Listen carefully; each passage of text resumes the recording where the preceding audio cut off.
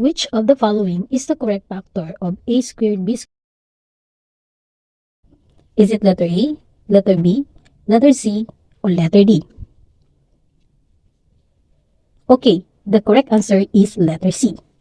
So let's gonna check it out.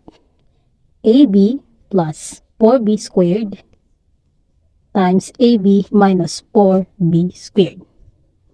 AB times AB, that will give us A squared B squared. AB times positive 4b squared, that would give us positive 4AB cube.